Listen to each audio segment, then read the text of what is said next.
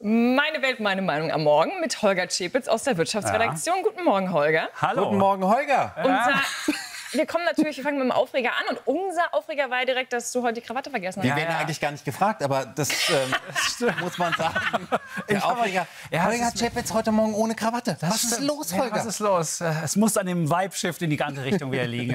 Berlin ist ja auch ein bisschen verlotterter und deswegen habe ich mich einfach angepasst als Umfeld. Aber was ist denn dein Aufreger, um mal zur Sache zu kommen? Da hätten wir schon einen aus Berlin. Und zwar stehen mal wieder Busse und Bahnen still, weil die Beschäftigten der BVG streiken. Und worum geht's? Es geht um einen Tarifkonflikt zwischen Verdi und der BVG. Und Verdi sagt, oh, für jeden der 16.000 57 € mehr.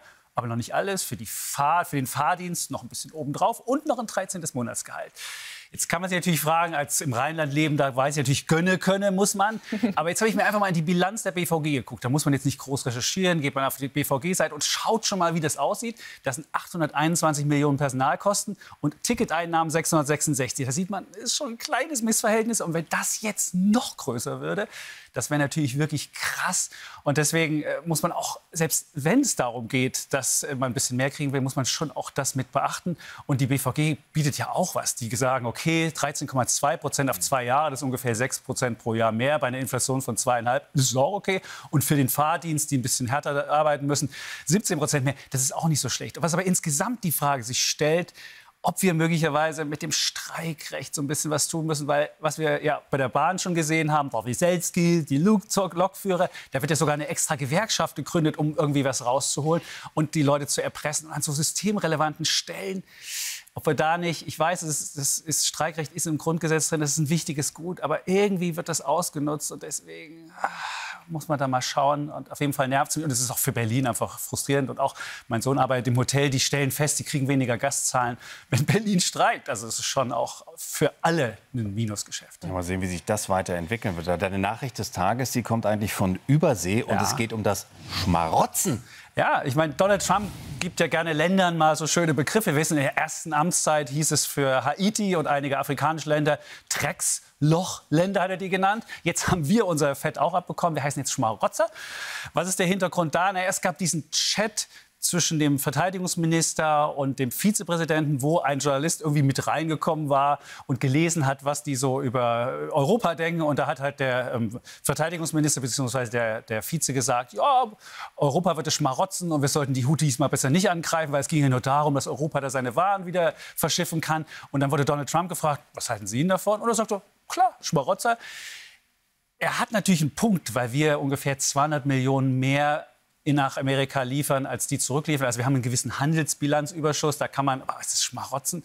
Andererseits muss man auch sagen, Amerika schickt uns 100 Milliarden mehr Dienstleistungen, als wir denen geben. Klar, Microsoft, Google, was auch immer diese Digitalkonzerne machen. Also insofern ist es ungefähr 100 Milliarden, die wir mehr mit denen machen. Aber deswegen Schmarotzer. Aber gut, so ist halt Donald Trump. Wo wir gerade schon bei Milliarden sind, wird heute für dich auch wichtig. Ja, genau. Das Bundesverfassungsgericht wird über den Soli abstimmen. Jetzt fragen alle, gibt es noch den Soli 35 Jahre nach der Wiedervereinigung? Ja, ihn gibt es noch. Jetzt nur noch für die oberen 10% der Einkommensbezieher und für Kapitaleinkommen. Also jeder, der Zinsen bekommt, 1,38 € pro 100 € ist Soli noch. So, und da ist jetzt die Frage, ist das noch gerechtfertigt? Und das Bundesverfassungsgericht muss darüber urteilen. Und zwar 2 Dinge sind da die Sache. Die eine Frage ist, wir haben ja diesen Solidarpakt 2, wo es darum geht, wie finanzieren wir den Osten. Der ist abgeschafft worden Ende 2019. Und da fragt man sich, muss es da jetzt noch den Soli geben, der ja eigentlich für diese Solidarsache da ist? Da würde ich sagen, klar, das ist eine Generationenaufgabe. Osten, wir müssen immer noch für die Renten da bezahlen, wo die Ostmenschen nicht eingezahlt haben, aber Renten kriegen. Insofern, da würde ich sagen, das ginge. Und das Zweite ist aber die Ungleichbehandlung. Einige Leute müssen zahlen, andere nicht. Also wie gesagt, die oberen 10% bzw. Kapitalanleger müssen zahlen. Und da wird man mal sehen, was rauskommt. 12 Milliarden stehen da auf dem Spiel. Im schlimmsten Fall, wenn man es rückwirkend macht, 65. Aber das wird auf jeden Fall nicht passieren. Aber die 12 Milliarden, mal sehen, was das Bundesverfassungsgericht da urteilt. Ich bin auf jeden Fall gespannt. Als Kapitalanleger will ich natürlich, dass der wegkommt.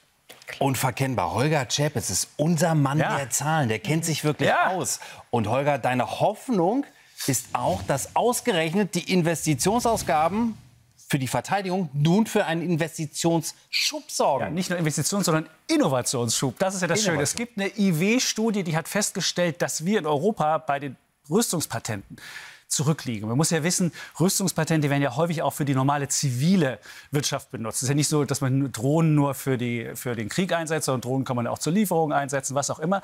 Und da haben wir zwischen 2015 und 2021, weil wir für Rüstung, ist ja alles so schön hier, nichts ausgegeben haben, haben wir eben nur 12.000 Patente gehabt und die Amerikaner 18.000. Und nun ist die Frage, wenn wir jetzt so viel Geld haben und wir haben das ja durch die Schuldenbremse, ist ja alles frei geworden, da können wir ja whatever it takes machen, da wäre es ja auch schön, wenn wir da auch mal die Forschungslandschaft ein bisschen beflügeln würden und vielleicht über die militärische Forschung dann auch fürs Zivile was rausholen. Und das ist meine Hoffnung, dass das vielleicht passiert, dass das Geld nicht nur in dumme Panzer gesteckt wird, sondern auch vielleicht in intelligente Sachen. Und da gibt es sowas wie Helsing, so ein intelligenter Drohnenhersteller und sowas. Und vielleicht passiert da was Positives. Meine GPS Hoffnung. ist ja auch ein gutes Beispiel. Oder das Internet überhaupt, damals fürs Militär entwickelt. Ganz genau. Was wir jetzt haben. Ja, ja.